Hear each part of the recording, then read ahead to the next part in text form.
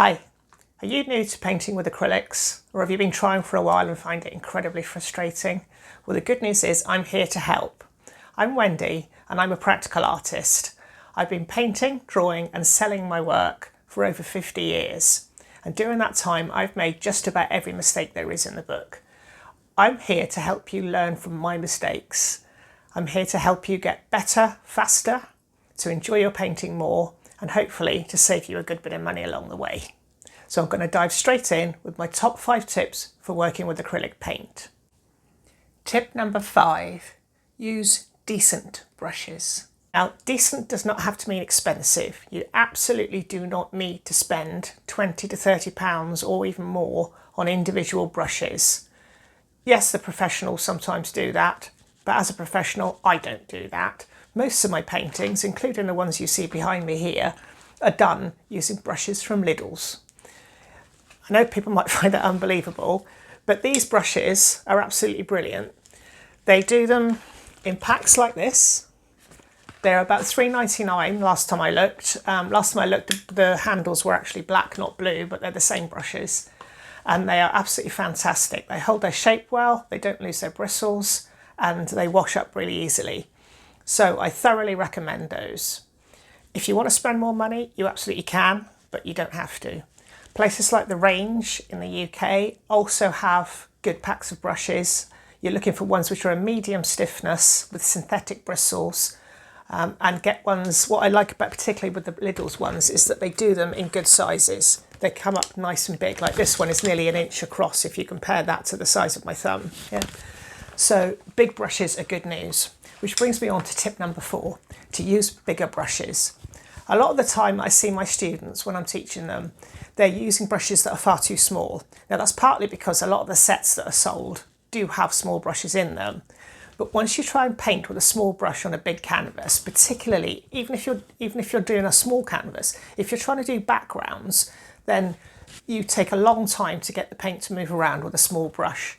And there's one thing you can't do with acrylic paint, as you might have already found out, is you can't hang about. You need to work quickly with it. So if you use bigger brushes, it'll make your life an awful lot easier. Keep the small ones for the very end of the painting when you're putting in all your final details. You'll find it much easier to blend your paint, and you'll find it much easier to get adequate coverage. Tip number 3, use your palette properly. Now what I mean by this is, when you pour out your blobs of paint, you want to make sure that they are kept as individual reservoirs of clean colour as much as possible. What you don't want to do, for instance, if you wanted to pick up a pale blue to use in a painting like the one behind me, you don't pour out some white from a tube, pour out some blue from a tube and then mix those two piles together. That's absolutely the wrong way to do it. What you do is you pour out your white, you pour out your blue, and then you take a little bit of each and start a separate pile and blend the colour there. The reason for doing that is that you can keep your white and your blue clean. Think of them as reservoirs. You're reserving them for later use. So as you're mixing up your blue, for instance, and you decide that it's a little bit too light or a little bit too dark, you can dip back into one of the other colours you just poured and then add a little bit more until you get the colour that you actually want. If you pour it straight out of the tube, the white, and then pour the blue straight out of the tube and mix both those piles immediately together, then it slows you down, because if you decide it's not right, you've then got to go back to the tube, you've got to pour out some more, and if there's one thing you can't afford to do with acrylics is hang about, like I say. So you really need to crack on, keep your individual blobs of paint clean, and just dip into them as and when you need them, blending them elsewhere on the palette. It will make things a lot faster and a lot more efficient for you. Tip number 2, use canvas rather than paper. No doubt I'll have people pop up in the comments on this to tell me that you can paint adequately on paper with acrylic. Yes, you can. It can be done. I'm not saying you can't, but it's a lot more difficult for 2 reasons. One is paper tends to suck the moisture out of your paint. And as I've already said, the acrylic dries so fast that the one thing you don't want it to do is to dry even faster, because the paper is drawing the moisture out of the paint itself. The other thing it does in the process of drawing the moisture out is the paper buckles. It actually kind of warps and you get this undulation in it. And if you're trying to do something straight, like for instance the horizon line on that painting behind me, you do not want to be fighting against that. That just makes your life more difficult than it needs to be.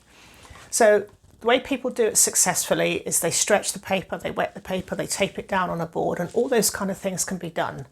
But I don't know about you, my life's too short for that kind of nonsense. I haven't got time for that. So instead of that, I will use canvas. And there are two different types of canvases you can get, and I'm just going to bend down and get them for you. This is the first one. You'll have seen these around everywhere. Stretched canvases, a wooden frame. You can pick these up really cheaply nowadays. This one, which is a 12 by 16 inch, cost me less than £2. I got it in my local discount store. Absolutely brilliant. The only thing you have to do with these cheap ones is check them over before you buy them, because what you'll find sometimes is that the canvas stretcher bars on the back are sometimes wonky or warped. And I've done that before. I've done an entire painting without realising, because I didn't check it properly, and then realised that the stretcher bar going across it was actually quite badly indented inwards, and I didn't realise it until I tried to put the canvas in a frame and it wouldn't go in. Similarly, sometimes you'll find that they're slightly off square, so this isn't a perfect right angle, and therefore again it will stop you being able to frame it, and you just need to check it carefully. Also check the painting surface itself.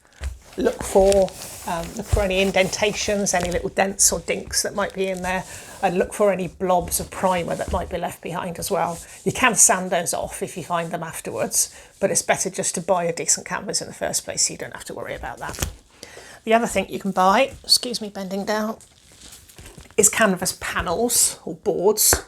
These are rock hard, and they're excellent and very robust. So they're really good for if you need to post your painting later on, in the hope that you sell it, that would be great. And then they're also good for taking to art classes, so that if you decide that you want to have something that's easy to transport, it's not as fragile as a stretched canvas, then these can be a good way to go. And again, these were 12 by 16 ones. They were £6.99 for a packet of 3 from the range. So again, I thoroughly recommend those. I'd rather spend personally the extra bit of money on canvases or canvas boards rather than spending time on paper and having to battle the fact that the paper is fighting against me. So that brings me on to tip number 1. And if there's only one tip in this whole video that I would like you to remember, it's this one. Use more paint. If there's one thing I see my students doing time and time again, it's trying to use acrylic like it's watercolour, pouring out a tiny, tiny amount of pigment and then trying to use the water to make the pigment go further. And all you end up doing is having a thin, translucent wash across your canvas, so the canvas still shows through, the paint looks streaky, it looks weak, it looks thin, watery and horrible. This is not watercolour. Acrylic needs to be used like oil paint. It needs to completely obliterate the canvas that's underneath. Now that doesn't mean you have to put it on super thick and lumpy, although that can look fantastic too. You can put it on relatively thin, but it does need to be adequately covering the canvas. Otherwise it just looked like you've scrimped and saved and tried not to use much paint. There's one big tip I can give you. When you're buying your paint, buy tubes this big, not tubes this big. Little tubes will only make you stingy. You'll get in the mentality when you've got a small tube like this that if you poured out a reasonable amount of paint, it might be half a tube or even a whole tube, depending on what you're trying to do.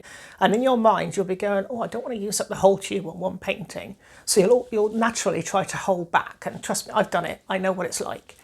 Big tubes like this you can buy in shops like The Range for less than £2.